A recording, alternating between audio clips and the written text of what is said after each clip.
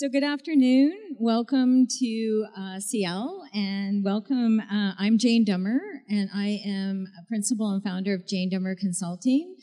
I have been consulting in the food space for 20 years, and I'm also trained out of University of Guelph as a dietitian. So the whole idea of plant-based is not that new to me, but it's really quite media-focused the past year, and so we thought it would be a great panel discussion to talk about plant-based from soil to shelf. So I've got an esteemed panel with me today.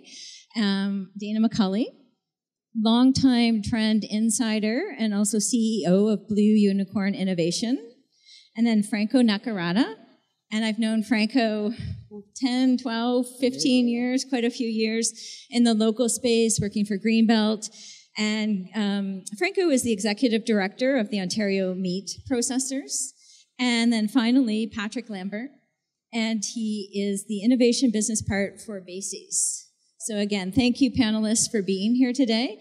And what we're going to do is I'm just going to give you a bit of background about what's happening with the plant-based, and then we're going to have questions from me to the panelists, and then we're going to take some questions from the audience, and then I'll close out. And unfortunately, I don't have a watch, so somebody's going to have to let me know as we get close to the 30 minutes. So as I mentioned, plant-based is really, again, a trend that's happening. Consumers are actually becoming more adventurous with their palate. They're trying more flavors within that plant-based, including seaweed and other vegetables from the sea.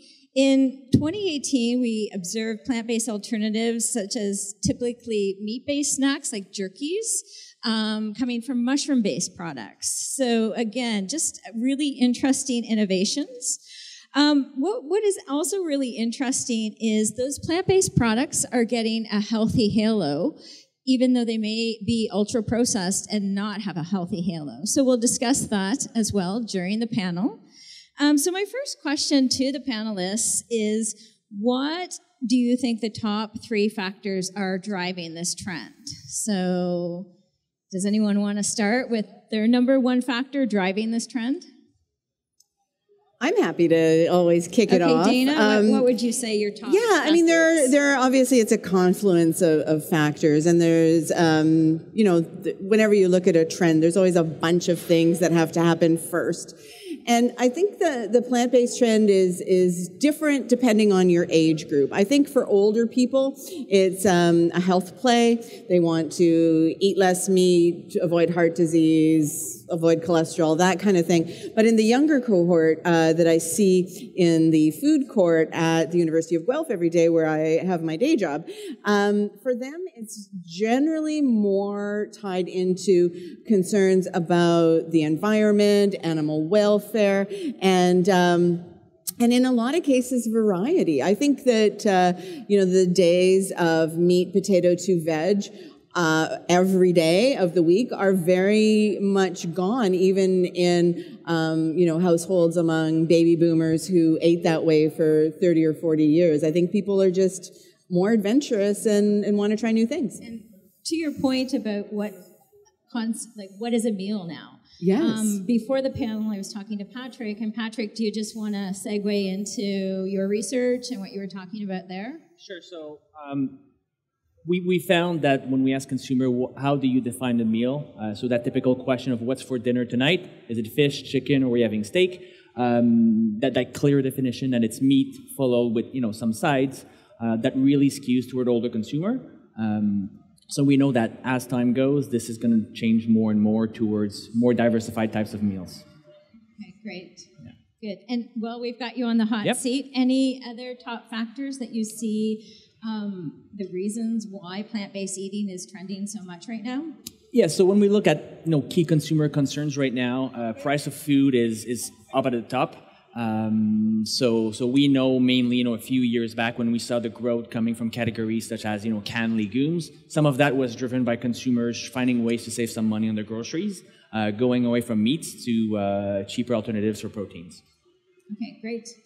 And Franco, is there anything left that we haven't talked about that you think is... I think everyone's hit it. So it's about values. People are trying to align their purchases with their values, and local food is really a big part of that. And we're seeing people say, I'm making choices, but ethical choices about how I'm buying my food, and so they're aligning those types of values. It's also about diversity. You touched on, right? I want more variety, and in Ontario, we're blessed with a great variety of vegetables and proteins across the spectrum of what consumers can buy, and we're in a really good spot because of that. And then the third thing is about health, right? And people are concerned about what they're eating and want to know the ingredients, how it's grown and where it's grown and all those things. So the more they know, the more they align themselves with certain brands, with certain types of foods. Right.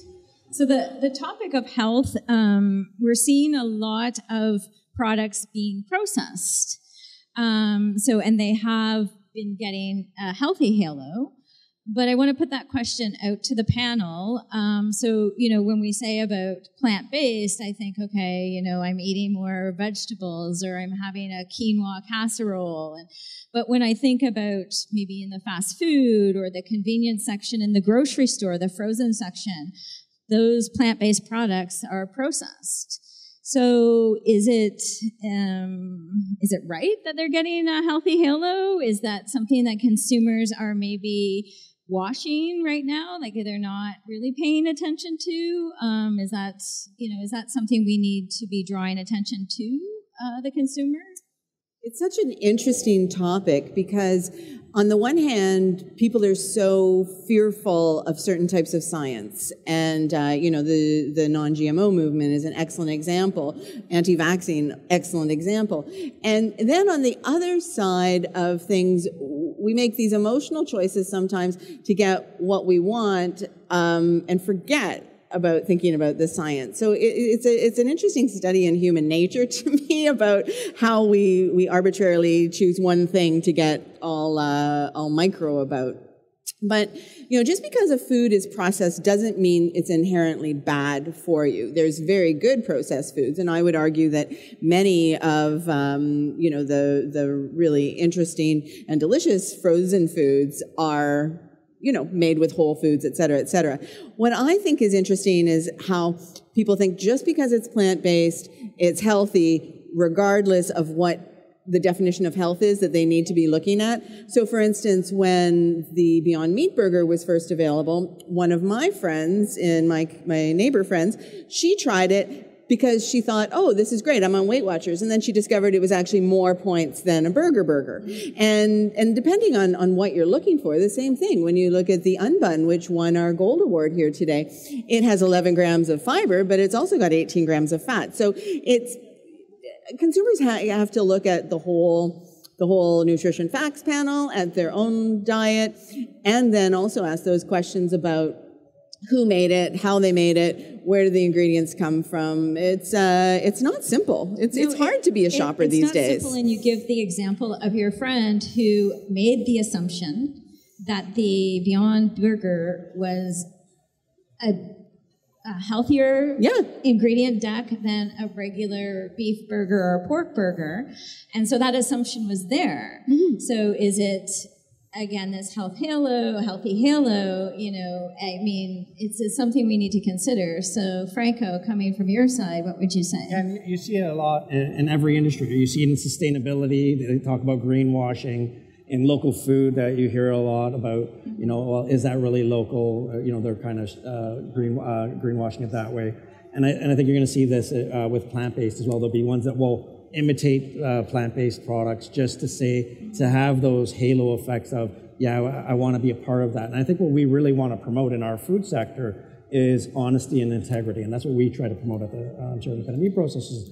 Just be true about what your product is. You don't need to be something that it's not, because there'll be a segment of the population that wants your product. And so don't try to be a plant-based product if you're a meat product, obviously. That's a hard sell. That's a hard one, yeah. But at the same time, you could look at the values that people are looking for, right? So if someone's want healthy, and you could develop a healthy product for that market. Okay, great. And Patrick, anything different? So one shift that we've seen over the past few years is what was defined as healthy was the absence of negative elements. So low in fat, no, not too much salt. So these were the way to sell the fact that you were healthy. And now more and more it's about the positives. So those extra benefits that you have, such as contains probiotics, is rich in protein, is rich in fiber. So now you want to talk about the positive thing in your products. And what plant-based has is that protein, that plant-based protein has been a key driver of growth for plant-based as a additional source of protein. Okay, great. Yeah. A few years ago, I was in the U.S. for a trade show, and I got to taste jackfruit. And so jackfruit is a tropical fruit, but it has a very similar texture to a tuna or even a chicken. And the chef there was demoing what they called like a fake tuna salad. For me, I would have wanted him to call it, like Franco was saying, like a jackfruit salad. Like I was okay with that. So I think when we're looking at the target market, and I eat all foods, and so, you know, you could call me a flexitarian, so I am not vegan, but I'm wondering, you know, if that vegan population want plant-based that replicate foods that they are not eating. And I don't think we have any vegans on the panel, no. But again, maybe Dana, from your research and working with a student population, is that a marketing that they're looking for? I don't think vegans want a burger that tastes like meat but is plants. I don't think vegans want those substitute foods. Vegans have made a choice not to eat animals at all. I think it's the people who are more in the flexitarian side of things, the ones who are making choices for humanitarian or health reasons. I think those are the people who respond to those faux items. And I think that's why we've got this whole term, plant-based. The fact of the matter is that your plant-based consumer, even if that's all they eat and they are technically vegan, they are not your vegan consumer. They are likely to have a leather belt and and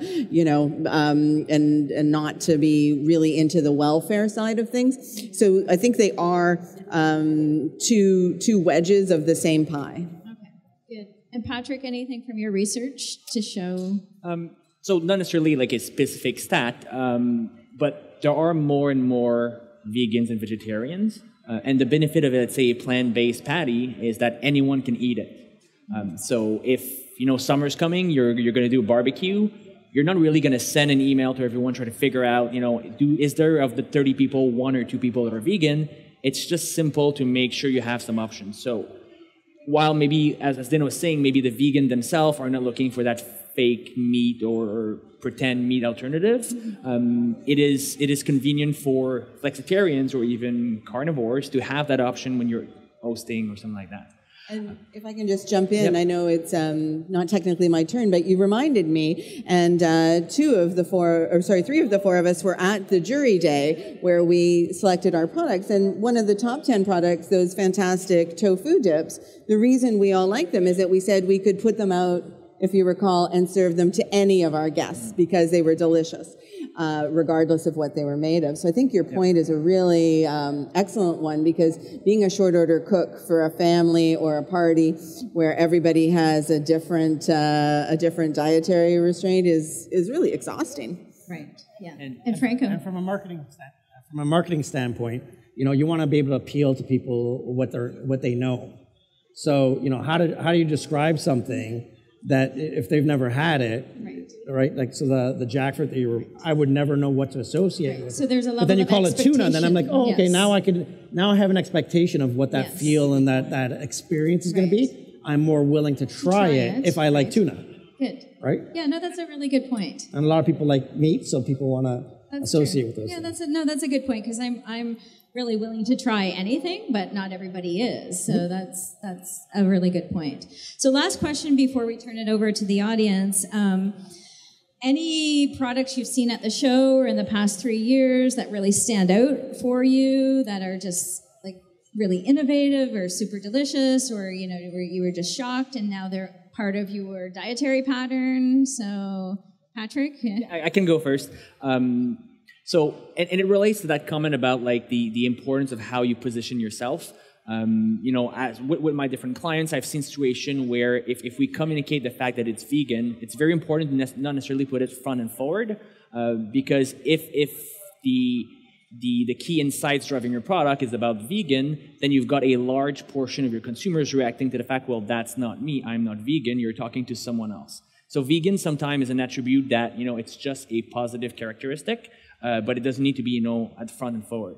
So the dip was a good example, but so to go straight for your question, the product for me would have been Yummy Dough, which was one of our winners this year, where it did help that the day when we tried the anniversary cake version of it was also my birthday. But it is a product that is great because you can actually eat it raw and it's not dangerous because it is vegan. So it's not great because it's vegan, it's great because you can eat it raw. And that's because it's vegan. So that's why for me, as a plant-based product, is really nice. Yeah, and when you have the science background and you're thinking foodborne illness, that's a really good point, right? Yeah. So good. Franco, any products? So one of the innovative products that I've seen here is the Cisco burger. They have it at the show, and it's a half plant-based, half meat product. Oh, so okay. kind of bridging the gap between, similar type of thing, right, where they're trying to appeal to people's likes and what people are interested in. Okay, here's a trend on plant-based. Let's do a mixed burger and let people have a transition to trying different things. And so kind of playing that middle point, which I thought was really unique and different in the marketplace. Right. And do you know, is it mushroom-based, or do you know what the half is? I don't. You have to stop by their booth. I'm sorry to put you on the spot. Okay. I think that I have seen the mushroom burgers. Okay. Another group that did food for us, so Food Starter Toronto, they did a spinach burger. And it was funny, when they first started the spinach burger, it was green. And students looked at it and went, no, we don't want to touch that. So it was about 50% spinach, 50% meat. So then they said, let's dial back the recipe and start with 10% spinach. All of a sudden, it started flying off the shelves. They're like, this is good. Let's creep it up. And slowly, every week, they would increase the amount of spinach. They got it up to 60% spinach.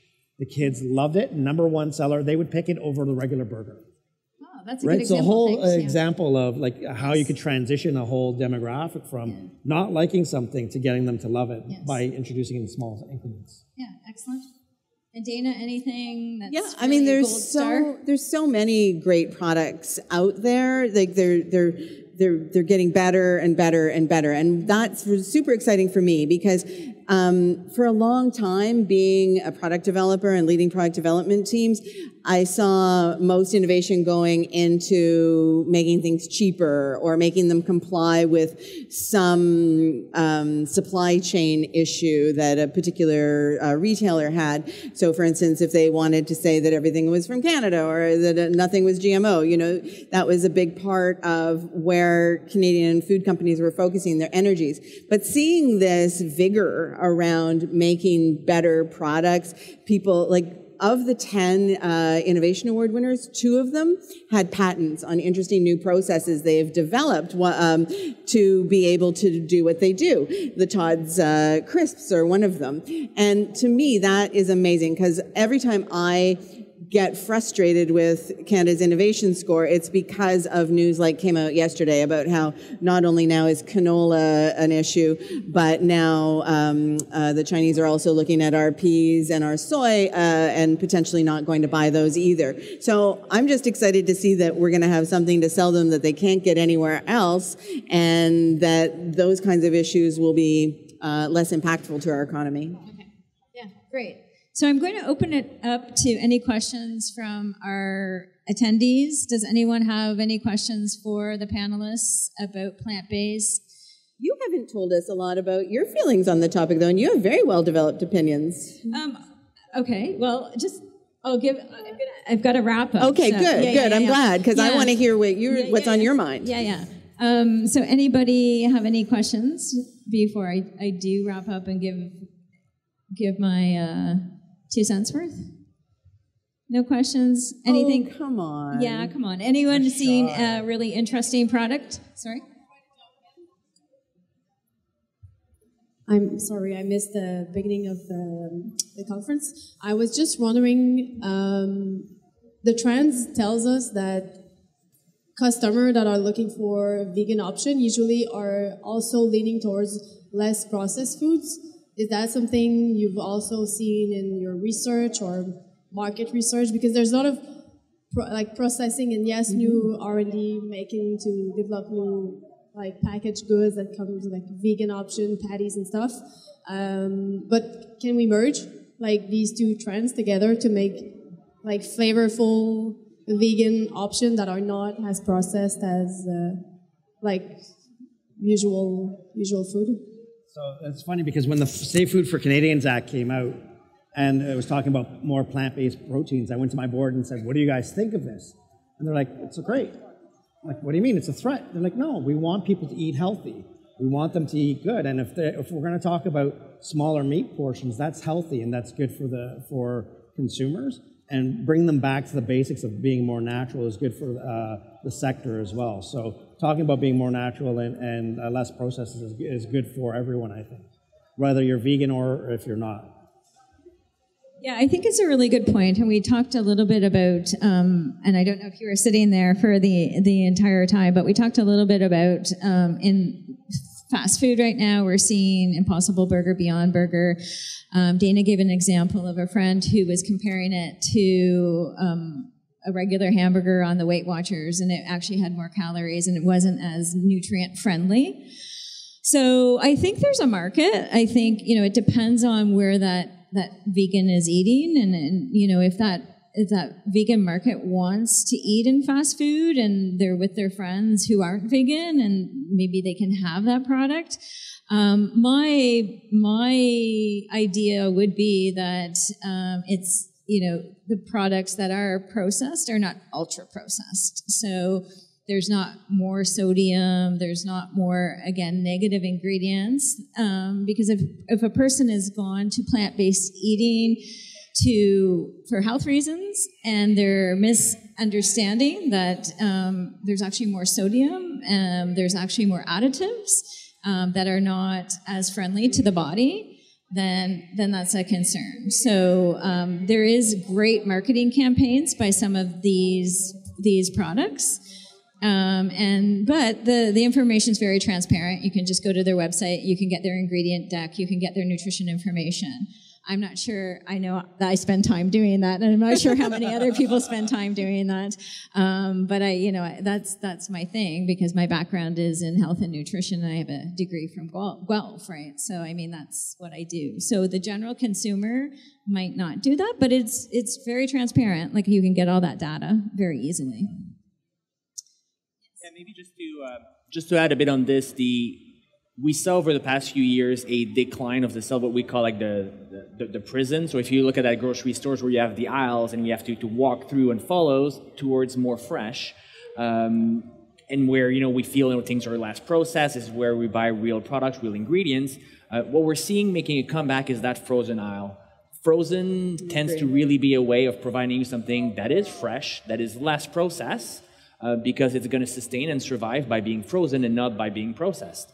And we've actually seen a lot of great innovation in terms of frozen products, whether it's in the form of cauliflower rice. I know out there's a bunch of different mixes involving, rich in protein or ZO type mixes. So there's a lot of options of seeing plant-based, fresh, less processed produce in the grocery store. Any other questions from the audience? Owen?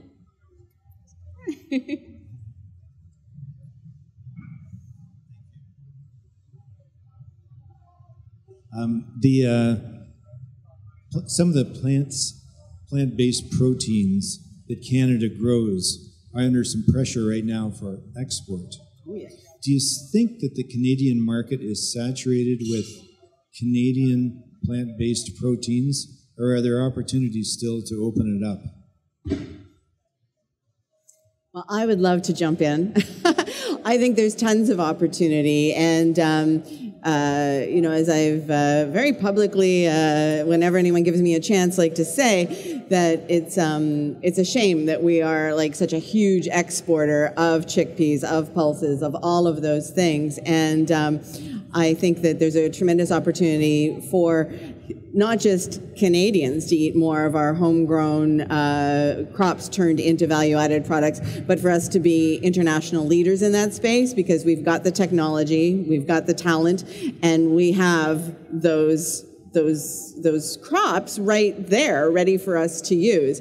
And I'm always kind of trying to encourage people to do that. And I think people like you and I are in the perfect space to encourage it. The University of Guelph with amazing food scientists and engineers who can really nudge that forward, because Canada's not going to make money as an exporting country that has to make a value play.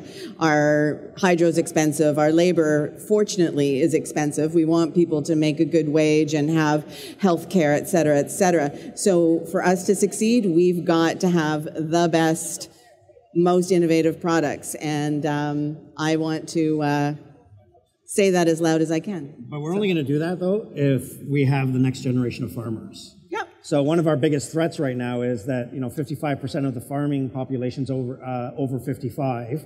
So 33,000 farmers are going to retire in the next 25 years. Yeah. But then there's only 6,000 new farmers, 7,000 new farmers coming into the place. How are we going to replace them, right? That's going to be our biggest challenge tomorrow, is getting the next generation of farmers. So we need to get more people interested in agriculture, growing food, growing livestock, to have a healthy food system tomorrow. We have some of the best land in the world to grow food. It's just a matter of getting the right people to grow the food for us. And giving them a place where they can live comfortably with broadband internet and access to affordable housing and transportation. Markets, yeah, it's the whole thing. We've got all the ingredients. We just got to connect the dots. Absolutely. I think there's opportunity. Again, it goes back to our climate and getting a crop that's tolerant to our climate. So like if you're looking for the next quinoa and, can we grow it in Canada? Can we grow it to the scale that we, I think people are looking for new. I think we can actually refresh old. My book, The Need for Seeds, I talk about sunflower seeds. I talk about seeds that we grow here. And how do we put a spin on it? There's great protein in seeds. There's great healthy fat in seeds. And so it's making, I think there's a market, but it's also, again, getting the farmers in having it viable for them, and then marketing it to the consumer properly. So it's not just one piece. It's a whole. It takes a whole village. And Patrick, would you add anything? Like, is there room? There's for sure room. I think one point that I found interesting when we looked at so one of our winner of the innovation contest is a coffee that has one of the product that has oat milk in it. And as a flexitarian, that I would say the best coffee in Toronto is at my place. So I consider myself a barista. We try soy milk, and then we tried almond milk. That got us to rice milk, and then finding cashew milk not so bad, but oat milk is really starting to be the one that we really prefer. And if that's meant to be one specific product that has a lot of growth opportunity, we can grow oats in Canada. So Oats? I think, right? I mean, there was a whole big kerfuffle in New York that New Yorkers were out of oat milk, and they were going to their independent coffee shops, and there was no oat milk, and there was almost riots in Manhattan, right? And so you think about the amount of oats we grow in Canada. We're doing gluten-free oats. Again, just refreshing some of those older crops that have not always had a sexy appeal. Quinoa comes in, it's very sexy. Barley and oats, not, just not really the sexy marketing side. So I think there is a lot of opportunity. It's just, again, doing it strategically. Great. So I'd like to wrap up. Thank you so much for attending our discussion today. The plant-based area is definitely a trend we need to keep an eye on, both in North America and in the UK. Launches are again, with the plant-based area, they're becoming more and more popular. Just in the past year in the UK, it went from 8% of launches in the UK to 13% were plant-based. And again, you're thinking that might seem small, but it is like, you know, even 10 years ago, it was maybe 3%. So it's a growing market. If you're in the industry, which you are because you're here, but if you could be in media, but if you are a manufacturer, it's something you really need to look at. One of our biggest meat manufacturers has just committed to a plant-based strategy, and they are, you know, moving ahead with that strategy. And that's one of our, Maple Leaf is one of our biggest main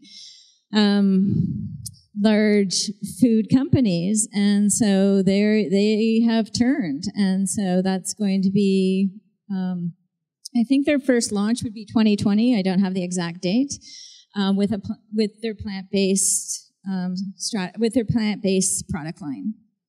So again, thank you so much for attending, and enjoy the rest of CL.